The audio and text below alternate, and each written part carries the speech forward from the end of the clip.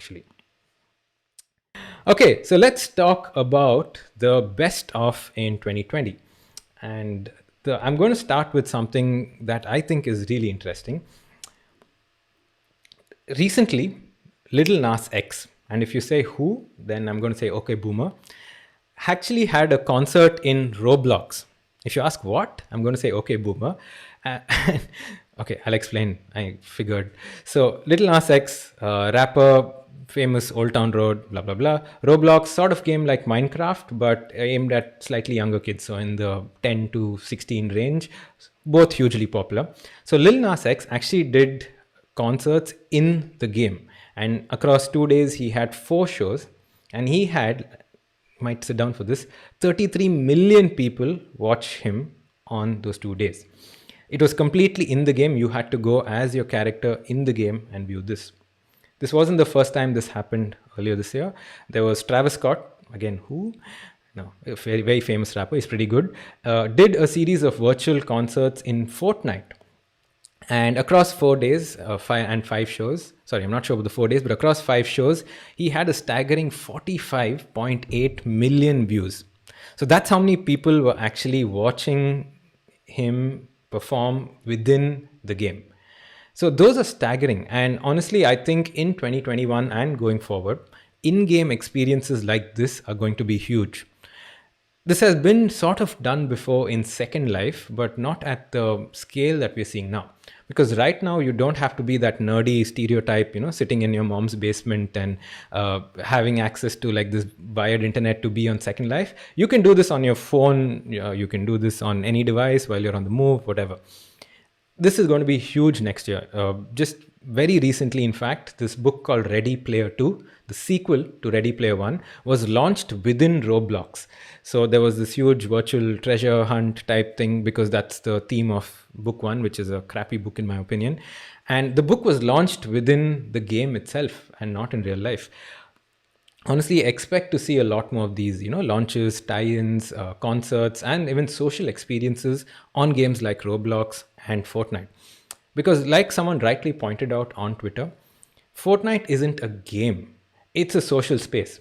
Remember how when we were kids we'd hang out and, I don't know, play cricket and hang out at the park? That's what kids do today on Fortnite. They're hanging out. The game itself is incidental. They're having fun, they're chatting, they're talking about homework on games like Roblox and Fortnite.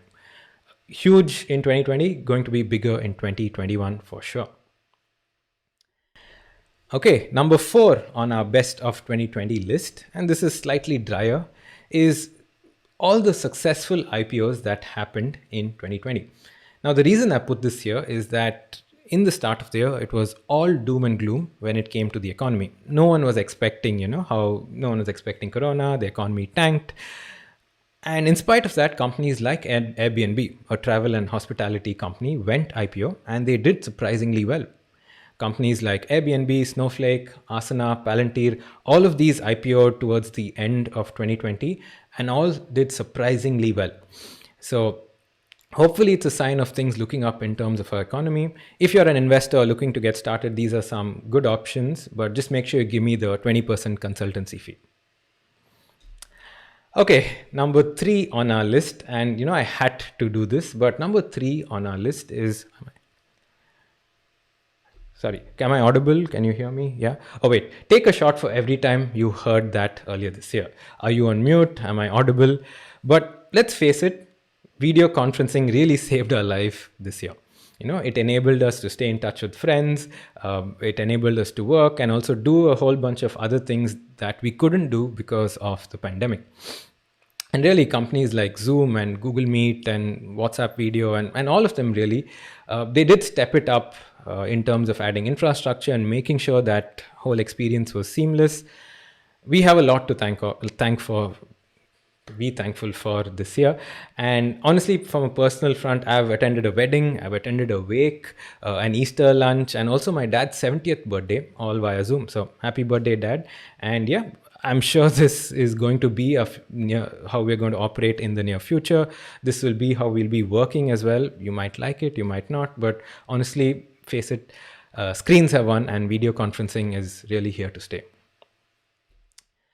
Okay, number 2 on our list, And this is going to take some time. I really think that in the 2010s, especially, policy could not keep up with tech. All right. So if you really look at it from everything from the industrial revolution to cars to television, the tech moved at a fairly slow pace so that policy could keep up with it. In the 2010s, things like mobile, internet, and all of that happened, and tech rapidly evolved, so much so that policy hasn't been able to keep up with it. You've had the system of taxis forever, and suddenly something like an Uber comes along, and your laws can't change to, deal with that. Same for drones, same for like, I know, bike taxis, like just so many, not bike taxis, dockless bikes, and so on. Just every facet of tech that you can think of, policy just couldn't keep up with it. Number two on the list is the baby steps that were taken this year towards some of those policy changes. This is super serious, of course, but here's my big prediction. I think if 2010s were, the rapid expansion of mobile and internet and tech, I think the 2020s and this decade will be very focused on regulation, ethics, and awareness around tech. And this is something that I think is really, really important, especially given how powerful tech will be and tech already is. This year, there were a lot of small steps in terms of, there were a lot of antitrust hearings, making sure that there aren't monopolies, a lot of improvements in GDPR, and so on. Now, you might think, hey, why did I put this blank slide? Did I screw up and not forget to add something? The reason I've done that on purpose is that I think it's a complete clean slate in the sense that we haven't done nearly enough in this space.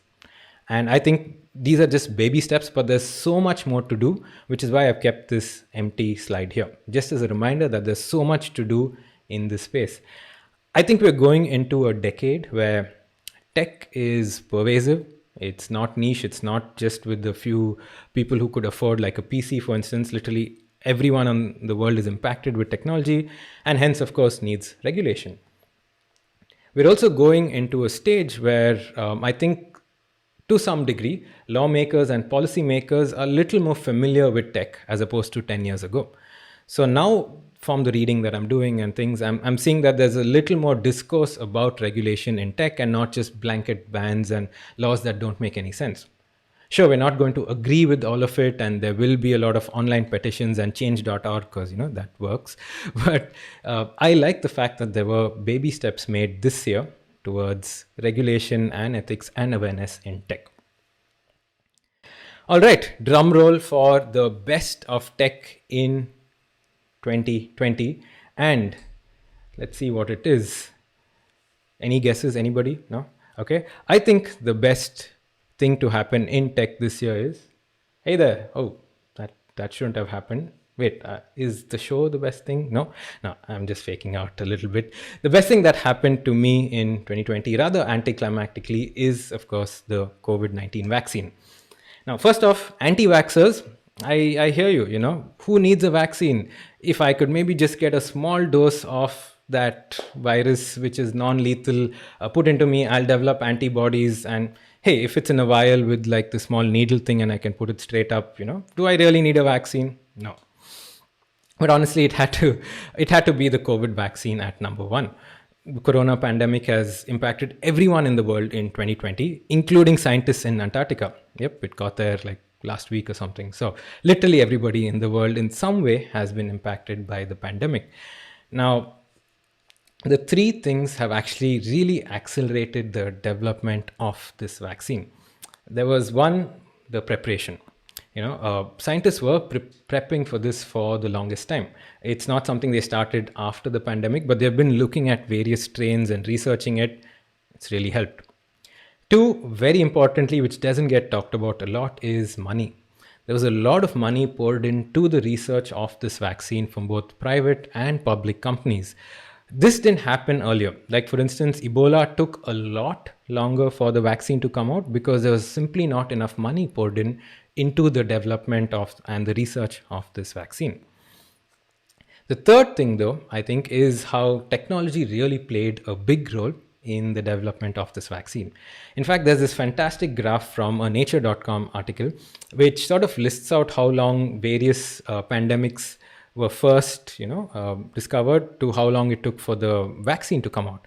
Like typhoid actually took like 100 years, polio took like about 40 years, but the SARS-CoV-2 vaccine actually took less than a year, which is a stunning achievement in science. A lot of this was actually thanks to the tech infrastructure that was laid out in 2017. There was the Coalition for Epidemic Preparedness Innovations, which specifically was set up to set the technological infrastructure in case something like this happened. You could share data, you could have high performance computing, and it could lead to rapid and affordable development of vaccines.